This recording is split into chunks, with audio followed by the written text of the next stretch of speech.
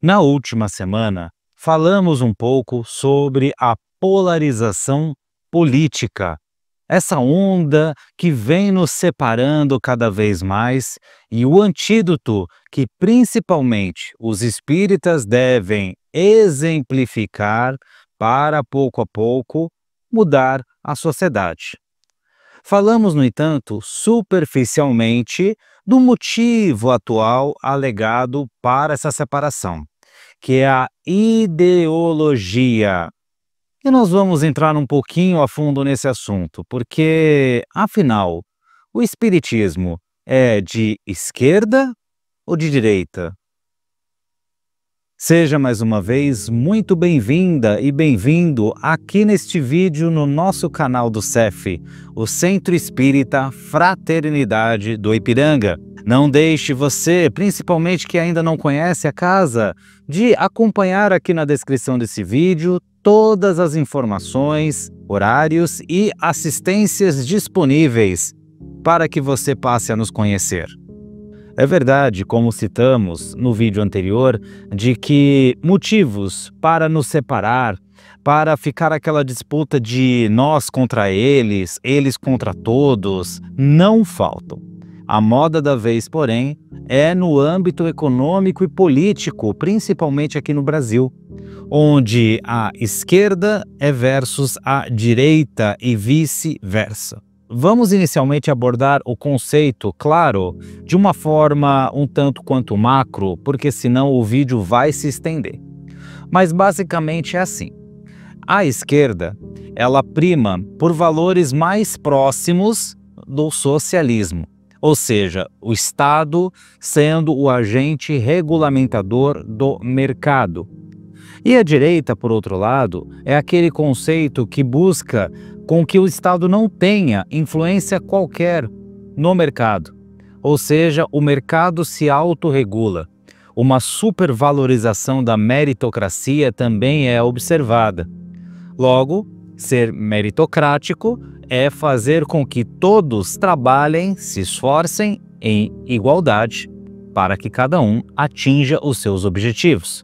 E é por isso que a direita é, conceitualmente, contra programas sociais. Mas é importante que se diga aqui o seguinte: para aquele que é de direita, para aquele que é de esquerda, digo aqueles que realmente praticam, que vivem desta rivalidade, o mais importante não é simplesmente criticar o outro lado, mas sim convencer aqueles que ainda são neutros, de certa forma afastados desse conflito, a serem atraídos para o lado A ou B.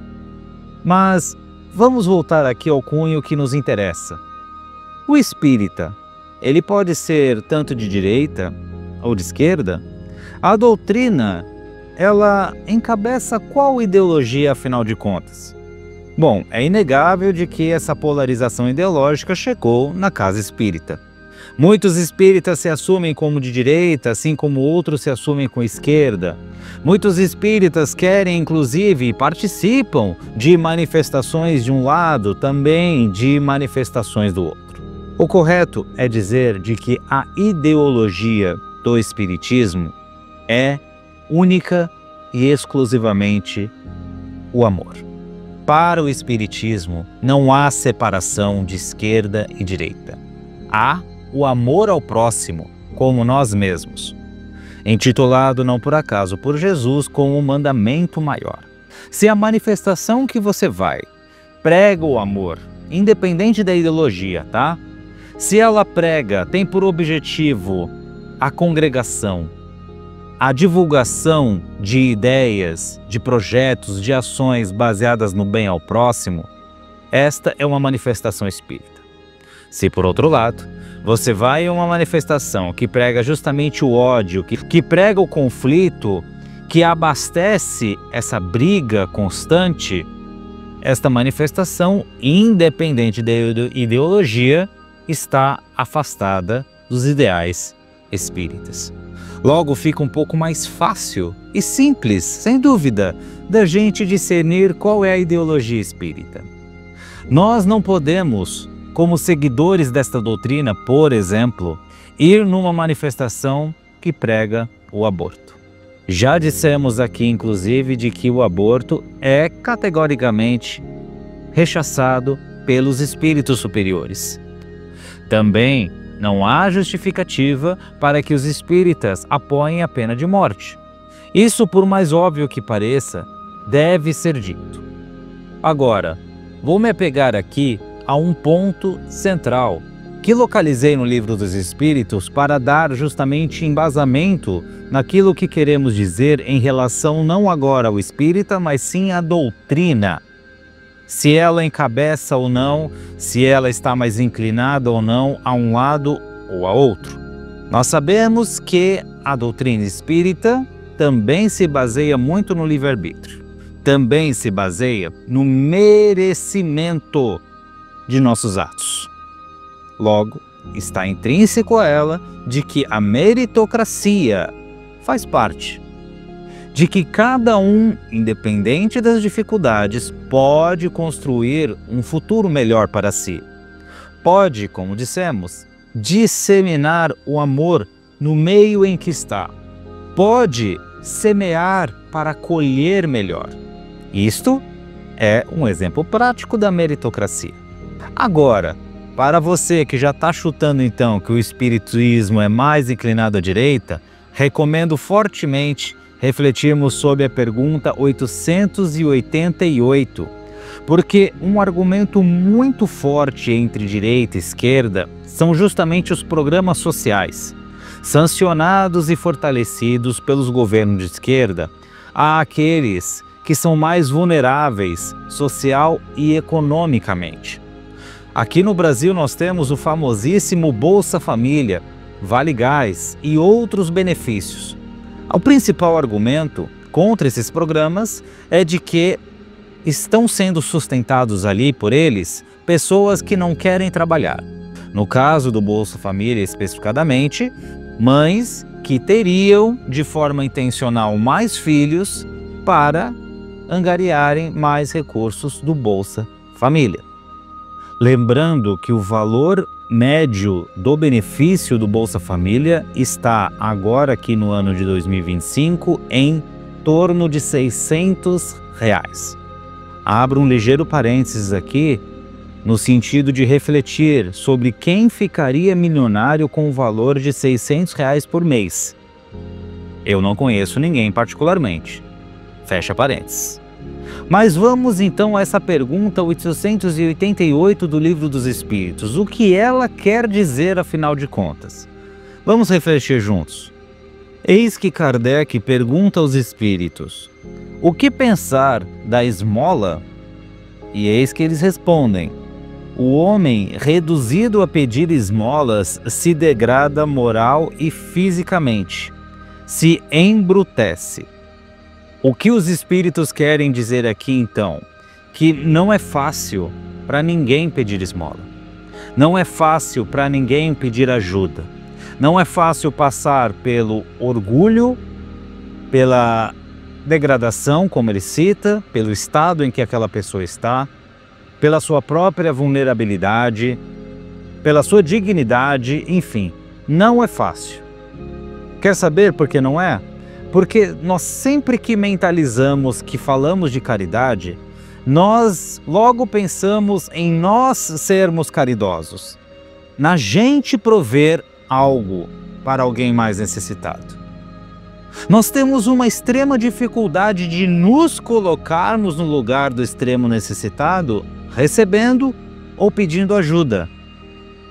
Tá aí o embasamento e a confirmação do que os espíritos falam logo na primeira linha, do quão difícil é pedir ajuda. E a resposta segue, vamos lá. Numa sociedade baseada na lei de Deus e na justiça, deve-se prover a vida do fraco sem humilhação para ele. Olha que interessante aqui, os espíritos já estão aí reafirmando como funcionam os mundos mais evoluídos do que a Terra. Podemos dizer que são os mundos de regeneração em diante, os chamados mundos felizes, mundos divinos. Logo, deve-se prover a vida. A vida segundo os espíritos, é um bem inegociável. É inegociável na prática nós simplesmente ignorarmos o fato de que existem pessoas passando fome, de que existem pessoas numa escala de extrema pobreza, seja no Brasil ou em tantos outros lugares do mundo. É inconcebível a ideia de que nós tratemos isso como normal, de julgar que isto é exclusivamente o papel do Estado para atender. Ou, pior ainda, que simplesmente a pessoa passa fome porque ela quer, porque se ela quisesse trabalhar, ela teria todos os meios para comprar todas as cestas básicas que quisesse. Essa é uma característica, independente de qual ideologia, da pessoa orgulhosa e egoísta. Daquele que não só não reconhece esses defeitos em si, mas como os pratica de forma ostensiva. Porque ignorar completamente o problema do outro, ignorar a sua realidade, ignorar as suas dificuldades, achando que todos na Terra devem viver como nós vivemos, pensar como pensamos, agir como agirmos, é de um egoísmo tamanho. Aqui, então, os espíritos deixam claro de que um sinal de maturidade espiritual é justamente prover a vida àqueles que estão mais vulneráveis. E a resposta segue. Deve-se assegurar a existência dos que não podem trabalhar, sem deixá-los à mercê do acaso e da boa vontade. Então está muito claro aqui. Deve-se prover os recursos para aqueles que não podem trabalhar, para que estes não dependam exclusivamente da boa vontade.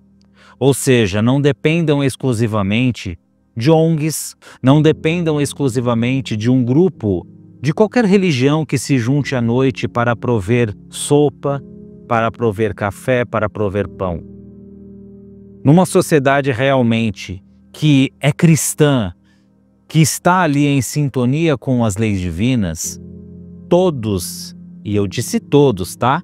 Independente de vestirem vermelho ou camisa da seleção brasileira, todos trabalham em conjunto para que igualmente todos tenham oportunidade de receber sem humilhação. E receber sem humilhação é receber por meio do trabalho.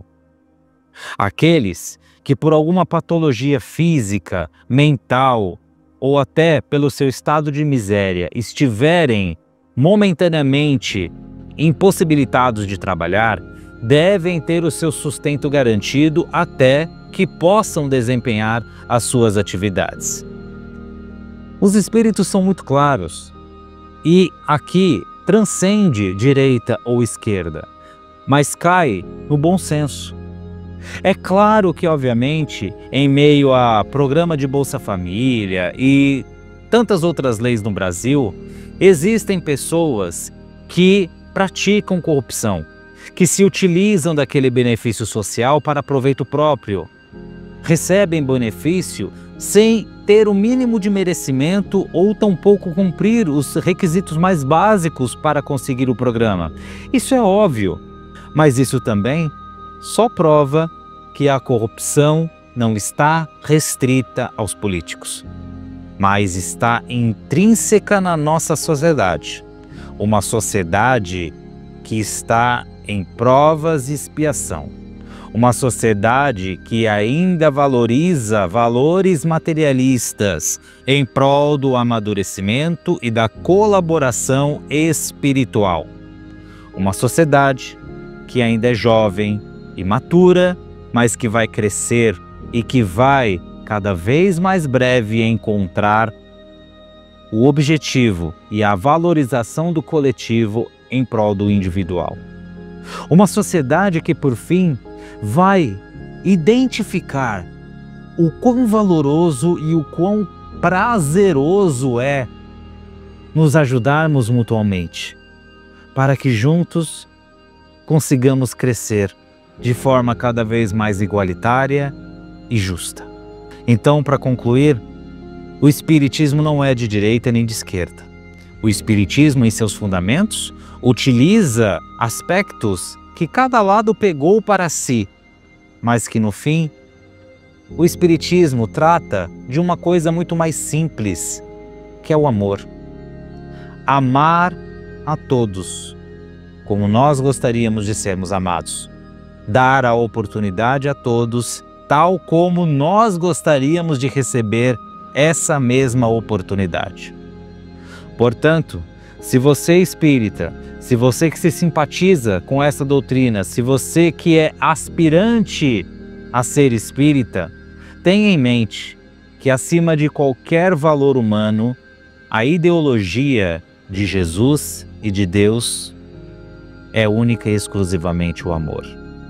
Apenas pelo amor, o espiritismo pode ser praticado, pode ser passado adiante. E igualmente pelo amor é que nós conseguimos crescer e evoluir. Ufa, assunto complexo que rende aí muitas discussões, muitos minutos de vídeo e muitas reflexões. Por que então não vamos fortalecer o nosso espírito e a nossa mente depois desse ligeiro papo com as nossas vibrações?